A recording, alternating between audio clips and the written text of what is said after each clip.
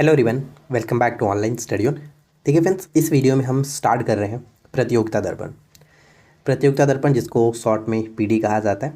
और जैसा कि आप सभी जानते हैं, पीसीएस एग्ज़ाम्स के लिए ये एक पॉपुलर बुक मानी जाती है करंट अफेयर्स के लिए। तो इस वीडियो के थ्रू यानी इसके जो भी सीरीज़ आएंगे उसमें हम लोग प्रतियोगिता दर्पण के बारे में डिस्कस करेंगे। और जो इम्पॉर्टेंट होगा उस पेज में, यानी कि इस बुक से रिगार्डिंग जो जो चीज़ें हमें पढ़ना है पीसीएस एग्ज़ाम्स में, जो हमने पैटर्न देखा है उन सभी चीज़ों के बारे में डिस्कस करेंगे। तो ये जो सीरीज रहने वाली है काफ़ी इंपॉर्टेंट रहने वाली है। सबसे पहले तो हम लोग थ्योरी को देखेंगे, उसके बाद हम आपको एमसीक्यू प्रैक्टिस भी कराएंगे। तो अगर आपको ये वीडियो पसंद आए तो प्लीज़ इस वीडियो के साथ बने रहिएगा, चैनल को सब्सक्राइब कर लीजिएगा ताकि आने वाले सभी वीडियो की नोटिफिकेशन आपको मिलती रहे। तो चलिए शुरू करते हैं। तो सबसे पहला पॉइंट हम देखते हैं, गणतंत्र दिवस परेड में देश की सांस्कृतिक और सैन्य शक्ति के साथ नारी शक्ति का प्रदर्शन। ठीक है, तो इसमें क्या है, 26 जनवरी 2023 को देश का 74वां गणतंत्र दिवस देश भर में समारोह पूर्वक मनाया गया। राजधानी दिल्ली में इसके लिए कार्यक्रम, जो राजकीय कार्यक्रम है, वो 23 जनवरी को पराक्रम दिवस के रूप में मनाया गया। पराक्रम दिवस किसकी जयंती के रूप में मनाते हैं? तो सुभाष चंद्र बोस की जयंती के रूप में। ये 2021 से स्टार्ट हुआ था इनकी 124वीं जयंती के उपलक्ष्य पर। तो यहाँ पे ध्यान रखिएगा कि इस वर्ष 126वीं जयंती मनाई गई है सुभाष चंद्र बोस जी की। ठीक है, अब यहाँ पे देखिए जो हाईलाइटेड पॉइंट्स है मैंने कर दिया है, इंपॉर्टेंट है वो कर दिया। जैसे कि पराक्रम दिवस के अवसर पर अंडमान निकोबार द्वीप समूह के निर्जन 21 द्वीपों का नामकरण देश के परमवीर चक्र विजेताओं के नाम पर प्रधानमंत्री नरेंद्र मोदी ने किया है। तो यहाँ पे ध्यान रखिएगा, क्वेश्चंस बन सकता है ये कि कितने द्वीपों को और कहाँ के द्वीपों को। ठीक है, तो अंडमान निकोबार द्वीप समूह के 21 द्वीपों के नामकरण को किनके नामों पर? परमवीर चक्र विजेताओं के नाम पर रखने का घोषणा कर दिया गया है प्रधानमंत्री नरेंद्र मोदी जी के द्वारा। ठीक है, इसके बाद यहाँ पे देखिए, गणतंत्र दिवस का मुख्य कार्यक्रम देश के सांस्कृतिक एवं सैन्य शक्ति प्रदर्शन करने वाली परेड राजपथ के बदले हुए नाम, जो पहले राजपथ हुआ तो करता था उसका नाम बदल करके कर्तव्य पथ किया गया। कर्तव्य पथ पर यह पहली परेड थी। परेड शुरू होने के पूर्व प्रधानमंत्री श्री मोदी ने राष्ट्रीय युद्ध स्मारक, अब ये कहाँ पर पड़ता है? राष्ट्रीय जो युद्ध स्मारक है वो नई दिल्ली में स्थित है। तो ये क्वेश्चंस कई बार पूछा जाता है, तो इसको याद रखिएगा। और इसके साथ ही आप यहाँ पे पढ़ेंगे जाकर के देश के लिए प्राण न्यौछावर करने वाले शहीदों को राष्ट्र की ओर से श्रद्धांजलि अर्पित की, जिसके पश्चात विजय चौक पर सलामी मंच पर राष्ट्रध्वज राष्ट्रपति श्रीमती द्रौपदी मुर्मू ने फहराया। इस अवसर पर 21 तोपों की सलामी के साथ राष्ट्रगान हुआ। और अब यहाँ पे देखिए और एक इम्पॉर्टेंट पॉइंट है कि मिस्र के राष्ट्रपति का नाम क्या है? अब्देल फतह अल सीसी इस वर्ष गणतंत्र दिवस समारोह के मुख्य अतिथि थे। तो ये पूछा जाएगा प्रश्न कि मुख्य अतिथि कौन रहे? तो मुख्य अतिथि थे मिस्र के राष्ट्रपति जिनका नाम है अब्देल फतह अल सीसी। ये सभी क्वेश्चंस आपको हम एमसीक्यू कराएंगे तो वहाँ पे देखने को मिलेगा।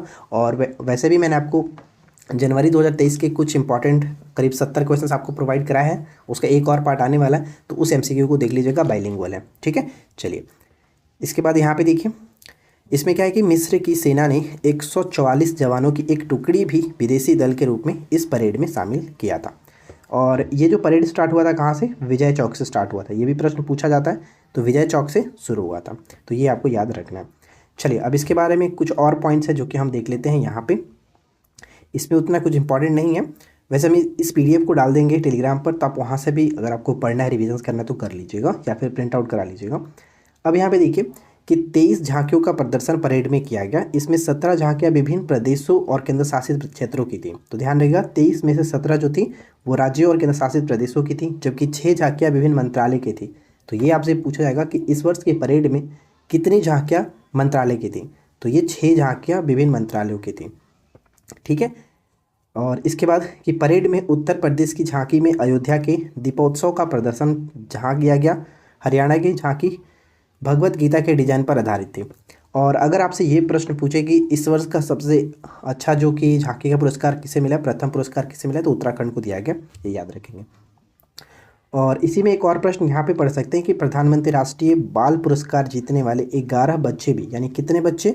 11 बच्चे भी गणतंत्र दिवस परेड में शामिल थे। तो ये इंपॉर्टेंट रहेगा। ठीक है, अब यहाँ पे देखिए कुछ और जो कि महत्वपूर्ण बातें हैं हमें जानना है। राष्ट्रपति भवन के ऐतिहासिक मुगल जो गार्डन था, इसका नाम अब बदल करके अमृत उद्यान कर दिया गया। तो ये डायरेक्ट प्रश्न यहाँ से क्लियर हो गया, लेकिन इसके संबंध में और डिटेल में जानना है तो हम यहाँ पे देखेंगे, जैसे डेट वगैरह हुआ। तो यहाँ पे पढ़ते हैं, आज़ादी के अमृत महोत्सव के उपलक्ष्य में सरकार ने राष्ट्रपति भवन के ऐतिहासिक मुगल गार्डन्स का नाम अब अमृत उद्यान कर दिया है। 27 जनवरी 2023 को प्रातः राष्ट्रपति श्रीमती द्रौपदी मुर्मू ने इसका नया नामकरण किया। नए नाम के साथ ही बाद में इसको आम जनता के लिए खोल दिया गया और 31 जनवरी 2023 से ये खोला गया, जो कि 26 मार्च तक ये आम जनता के लिए खुला रहेगा। और इसी के साथ एक और पॉइंट यहाँ पे इम्पॉर्टेंट है, जैसे कि 4 माह पूर्व यानी कि सितंबर 2022 में ही सरकार ने नई दिल्ली स्थित जो राजपथ था इसका, जिसे हम लोग पहले किंग्स के नाम से जानते थे, किंग्सवे के नाम से जाना जाता था, इसका नाम बदल करके अब कर्तव्य पथ कर दिया गया। जैसे ऊपर हमने देखा था, तो ये आपको याद रखना है, कर्तव्य पथ कर दिया गया। चलिए इसके बाद आगे बढ़ते हैं। और यहाँ पे एक छोटा सा पॉइंट और है, तो ये ध्यान रखिएगा, जैसे कि हाल ही में बीसीसीआई जो है ये घोषणा किया गया कि पुरुषों के आईपीएल के बाद अब महिलाओं का प्रीमियर लीग भी मार्च में संभावित होगा। तो इसके बारे में बहुत सारी चीज़ें हैं, इसमें कितने टीम खेलेंगी, तो यहाँ पे देखिए कि इसमें अभी 5 टीमों के बारे में बात की गई है, अहमदाबाद, मुंबई, बेंगलुरु, दिल्ली और लखनऊ, यानी 5 टीमों के बारे में बात की गई है। और उन 5 टीमों के जो यहाँ पे आप लिस्ट देख सकते हैं कि 5 टीमों के लिए जो चुकाया गया मूल्य है वो किस तरह का है। तो अहमदाबाद, मुंबई, बेंगलुरु, दिल्ली और लखनऊ, अभी तक कुल 5 टीमों के बारे में चर्चा की गई है, तो ये आप याद रखिएगा, एग्जाम्स में पूछा जा सकता है। अब देखिए, अगर इसके बाद हम नेक्स्ट पॉइंट्स की बात करें तो यहाँ पे है कि देश के 11 करोड़ ग्रामीण परिवारों को अब नल से जल की आपूर्ति, जल जीवन मिशन की सफलता, यहाँ पे हम पढ़ सकते हैं। तो अब यहाँ पे देखिए, इसके अंदर जो भी पॉइंट्स हम पढ़ेंगे वो महत्वपूर्ण होगा। तो यहाँ पे देखिए कि ग्रामीण भारत के सभी घरों में सुरक्षित एवं पर्याप्त पेयजल उपलब्ध कराने के लिए जल जीवन मिशन की घोषणा प्रधानमंत्री श्री नरेंद्र मोदी ने 15 अगस्त 2019 को किया था। मिशन का उद्देश्य था कि 2024 तक प्रत्येक ग्रामीण परिवार को नल के पानी का कनेक्शन उपलब्ध कराना है। जब ये योजना स्टार्ट की गई थी 2019 में, तो यहाँ पे देखिए कि 2019 में योजना की शुरुआत समय में देश के 19.35 करोड़ ग्रामीण परिवारों में से केवल 3.23 करोड़ यानी कि लगभग 16.72% परिवारों के पास नल का जल उपलब्ध था। यानी 2019 में जब स्टार्ट हुआ था तो 19.35 करोड़ में से 3.23 करोड़ यानी 16.72% लोगों को इसका फ़ायदा मिला था, उपलब्ध हो कराया गया था। जीवन बदलने वाले इस मिशन के तहत जनवरी 2023 तक, यानी अब बात करें जनवरी 2023 तक, 11 करोड़ से अधिक ग्रामीण परिवारों के घर में नल के जल पानी की आपूर्ति है।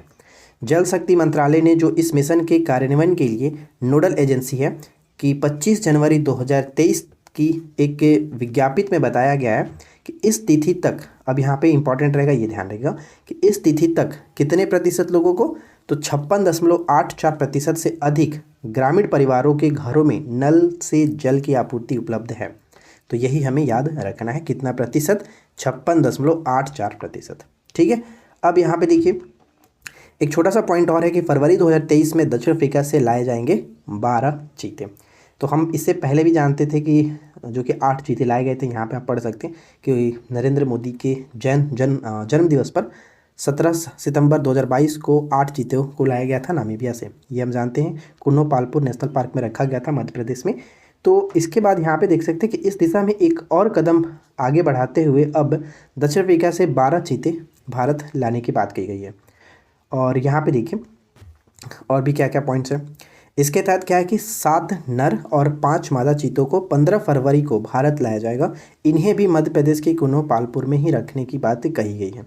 अब यहाँ पे एक और पॉइंट्स ये हैं कि दक्षिण अफ्रीका पर्यावरण विभाग का कहना है कि 1 दशक तक प्रति वर्ष 12 चीतों भारत भेजने की योजना है। इस प्रकार 1 दशक में कुल, यानी कि 1 दशक मतलब 10 साल में कुल दक्षिण अफ्रीका से 120 चीते भारत जाएंगे। तो ये आपको याद रखना है। अब एक पॉइंट्स और आप समझ लीजिए, जानकारी के लिए इम्पोर्टेंट रहेगा कि सिनेमा घरों में बाहर से खाद्य जो पदार्थ ले जाने पर रोक को सर्वोच्च न्यायालय ने वैध ठहराया। मतलब कि अगर आप बाहर से नहीं अगर कुछ खरीद कर ले जाते हैं और अगर थिएटर में उसको बाहर रोका जाता है तो ये उनका हक है, ये रोक सकते हैं, उनका हक है। तो ये सुप्रीम कोर्ट ने इसको वैध ठहराया।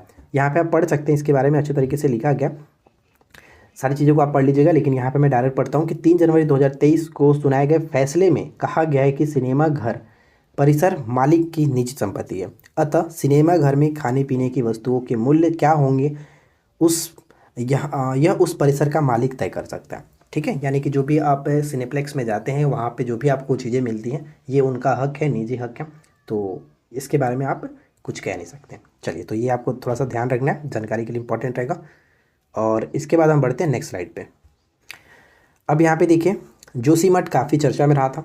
बस यहाँ पे आपको ये ध्यान रखना है कि जोशीमठ कहाँ पर पड़ता है, तो उत्तराखंड के चमोली ज़िले में। जोशीमठ में भूधसाव से खतरे के बादल मंडरा रहे थे।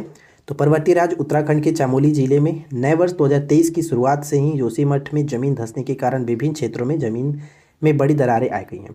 तो बस ये याद रखिए कि जोशीमठ कहाँ पर पड़ता है, उत्तराखंड के किस जिले में, चमोली जिले में पड़ता है। जैसे चमोली को क्या कहते हैं, फूलों की घाटी, चमोली जिले को फूलों की घाटी के नाम से जाना जाता है। इसमें ज़्यादा कुछ आपको पढ़ना नहीं है। अब हम चलिए बात करते हैं, ये एक महत्वपूर्ण पॉइंट्स है, काफ़ी चर्चा का विषय रहा है और हमेशा से ये क्वेश्चंस पूछा जा रहा है। जैसे कि आप पढ़े होंगे समेत शिखर, समेत शिखर। तो यहाँ पे देखिए कि जैन समुदाय के तीर्थ स्थल समेत शिखर जी को पर्यटन स्थल घोषित करने की अधिसूचना वापस ले ली गई है। अब यहाँ पे देखिए क्यों ले लिया गया और क्या चर्चा रहा है, हम सभी चीज़ों को यहाँ पे समझते हैं। जैन समुदाय के पवित्र स्थल श्री समेत शिखर को पर्यटन स्थल घोषित करने के लिए 3 वर्ष पुरानी अधिसूचना को केंद्र सरकार ने 5 जनवरी 2023 को वापस ले लिया है। अब मतलब कि इसे पर्यटन क्षेत्र घोषित नहीं किया जाएगा, कोई पर्यटन क्षेत्र ये नहीं बनेगा। ठीक है, ये जो है बात, फैसला वापस कर दिया गया। यहाँ पे पढ़ते कि इससे झारखंड में गिरिडीह जिले में पारसनाथ पहाड़ी पर स्थित है। ये जो स्थल है, पवित्र स्थल है, कौन सा, तो समेत शिखर। ठीक है, समेत शिखर कहाँ पर पड़ता है ये ध्यान रखिएगा, पूछा जा सकता है कि झारखंड में गिरिडीह जिले में पारसनाथ पहाड़ी पर स्थित यह एक स्थल पूर्ववर्त तीर्थ स्थल ही बना रहेगा। मतलब कि इसको जो केंद्र सरकार थी वो क्या कर रहा था, पर्यटन स्थल घोषित करने की बात कर रहा था, लेकिन यहाँ पे जो भी जैन समुदाय है वो उन्होंने काफ़ी विरोध किया कि नहीं, इसे एक पवित्र स्थल ही बना रहने देना चाहिए। तो इसी पर काफ़ी समय से जो कि चर्चा चल रहा था, करीब 3 वर्षों से ये चर्चा चल रहा था। फरवरी 2019 में झारखंड के तत्कालीन भाजपा सरकार ने इस पवित्र धार्मिक स्थल को पर्यटन स्थल घोषित कर दिया था, लेकिन इसी के लिए मतलब कि काफ़ी विरोध हुआ। आप यहाँ पे देख सकते हैं कि सरकार के इस निर्णय का जैन समुदाय द्वारा भारी विरोध किया जा रहा था और इसमें बहुत सारे जो कि आपको चीज़ें पढ़ने को मिलेगा। कई लोगों ने आमरण अनशन किए, कई लोगों की मृत्यु हुई। तो इन सभी चीज़ों को देखते हुए, जैन आंदोलन को बढ़ता देखकर केंद्र सरकार ने समेत शिखर जी से संबंधित पारसनाथ पहाड़ी पर सभी तरह के पर्यटन गतिविधियों पर 5 जनवरी से रोक लगा दिया तथा इसकी शुचिता को बनाए रखने के लिए सरकार आवश्यक कदम उठाने के निर्देश झारखंड सरकार को दिए। अब यहाँ पे हम कुछ और पॉइंट्स पढ़ते हैं, जैसे कि इम्पॉर्टेंट है। झारखंड में गिरिडीह जिले में पारसनाथ पहाड़ी पर स्थित समेत शिखर जी जैन समुदाय का सबसे बड़ा जो कि तीर्थ स्थल माना जाता है। जैन धर्म के अनुयायियों के अनुसार जैन धर्म के 24 तीर्थकरों में से 20 ने यहीं पर मोक्ष की प्राप्ति की थी। 23वें तीर्थकर जो कि हम जानते हैं पार्श्वनाथ थे, इन्होंने भी यहीं पर निर्वाण प्राप्त किया था। इसलिए जैन समुदाय के लोगों को यह पूजनीय स्थान है और जैन समुदाय के लोग यहाँ दर्शन करने के साथ साथ 27 वर्ग किलोमीटर क्षेत्र में फैले मंदिरों में पूजा करते हैं। और यहाँ पे एक पॉइंट्स ध्यान रखिएगा, ये कहने का मतलब ये चर्चा में क्यों है और इनका मतलब ये क्यों ऐसा कर रहे हैं कि इसको हम लोग पर्यटन स्थल नहीं बना सकते। तो यहाँ पे पढ़िए, जैन धर्मावलंबियों के अनुसार यह जो शिखर है, यानी कि जो समेत शिखर है, ये क्या कह रहे हैं कि आस्था का केंद्र है। यहाँ पे पढ़िए कि आस्था का केंद्र है, कोई पर्यटन स्थल नहीं है। इसे पर्यटन स्थल बनाए जाने से क्या होगा कि यहाँ पार्क और होटल बनेंगे तथा लोग छुट्टियां बिताने और पिकनिक आदि के लिए यहाँ आएंगे, जिससे यहाँ की पवित्रता खंडित होगी। और यही लोग, जैन समुदाय लोग, ये नहीं चाहते हैं कि ऐसा हो, इसकी पवित्रता बनी रहे। ठीक है, आई होप कि आपको सारे पॉइंट्स क्लियर हो गई होगी। अब चलिए इसके बारे में बात करते हैं, इसके नेक्स्ट जो पॉइंट्स हैं। जैसे अमेठी में AK-203 राइफलों का उत्पादन प्रारंभ हुआ। अब यहाँ पे देखिए कि मेक इन इंडिया पहल के तहत भारत में अब AK-203 राइफलों का उत्पादन भी शुरू हो गया। उत्तर प्रदेश के अमेठी में कहाँ पर, कोरबा में Indo Russian rifles private limited जो कि भारत के ऑर्डिनेंस फैक्ट्री बोर्ड तथा रूस की कलाशनिकोव कर्सन और साथ ही साथ रोसोबोरोन एक्सपोर्ट का संयुक्त उपक्रम है। तो ये ध्यान रखना, संयुक्त उपक्रम है।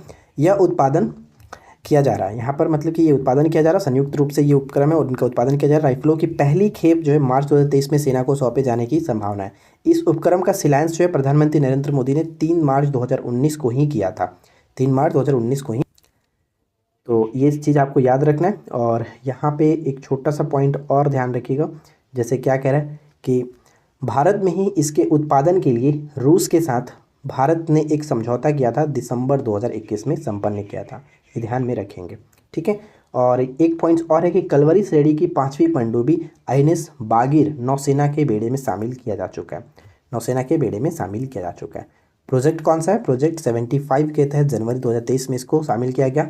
और यहाँ पे देखिए कि मझगांव जो डॉकयार्ड शिप लिमिटेड है, यानी कि इसके द्वारा ये निर्मित है, कलवरी श्रेणी की 5वीं पनडुब्बी बागीर है को औपचारिक रूप से नौसेना में शामिल किया गया। 23 मई 2022 को आयोजित समारोह में नौसेना अध्यक्ष एडमिरल R हरि कुमार की उपस्थिति में इसे मतलब कमीशन किया गया, ठीक है। तो आप यहाँ पे इसके बारे में पढ़ सकते हैं और भी जो पॉइंट्स है कुछ कुछ इंपॉर्टेंट है। तो लेकिन यहाँ पे हम एक थोड़ा सा पॉइंट आपको बताएंगे। देखिए, इस श्रेणी की 6 पनडुब्बियों के भारत में ही निर्माण के लिए फ्रांसीसी नौसैनिक कंपनी, जिसको हम लोग DCNS के नाम से जानते हैं, के साथ प्रौद्योगिकी हस्तांतरण समझौते पर हस्ताक्षर अक्टूबर 2005 में संपन्न हुए थे। समझौते के तहत भारत में इसका निर्माण मुंबई स्थित मझगांव डॉकशिप बिल्डर्स लिमिटेड के द्वारा किया जाएगा। तो ये क्वेश्चंस पूछा जा सकता है कि ये कहाँ पर पड़ता है, तो मुंबई में पड़ता है मझगांव, ठीक है, याद रखिएगा मझगांव मुंबई में पड़ता है। तो देखिए फ्रेंड्स, राष्ट्रीय क्रम की जो भी घटनाएं थी वो हमने इस वीडियो में कवर किया, और इसके बाद अंतर्राष्ट्रीय क्रम की जो घटनाएं होंगी उसको हम लोग देखेंगे। ये जो PDF है मैं आपको टेलीग्राम पर डाल दूंगा, जिनको अच्छे तरीके से पढ़ना होगा वो भी और भी मतलब बारीकी से इसको पढ़ सकते हैं, लाइन बाई लाइन पढ़ लीजिएगा। MCQ हम लोग बाद में आपको करा देंगे, प्रोवाइड करा देंगे, उसके लिए निश्चिंत रहिए। तो अगर आप जनवरी 2023 का MCQ देखना भी चाहते हैं तो ऑलरेडी हमारे चैनल पे 2 वीडियो प्रोवाइड कराई जा चुकी है। 35 क्वेश्चन का 2 वीडियो है, उसका एक और पार्ट आने वाला है। उसके बाद मास्टर वीडियो प्रोवाइड करा देंगे, यानी हर तरह से हम आपके लिए तत्पर रहेंगे, ठीक है। तो आई होप कि वीडियो आपके लिए हेल्पफुल रही होगी। वीडियो अगर अच्छा लगा हो तो ज़रूर वीडियो को लाइक करें, अपने फ्रेंड के साथ शेयर करें। अगर इस वीडियो के रिगार्डिंग कोई सुझाव देना चाहते हैं, कुछ प्रॉब्लम हो, कुछ कमियाँ हो, तो आप लोग ज़रूर नीचे कमेंट करें ताकि हम इसमें आगे की वीडियो में इंप्रूवमेंट कर सकें, ठीक है। अगर चैनल पर पहली बार है सब्सक्राइब कर लीजिएगा, नोटिफिकेशन बेल आइकन को ऑल पे सेट करिएगा ताकि आने वाली वीडियो की नोटिफिकेशन आपको मिलती रहे। Thanks for watching, keep learning, have a good day.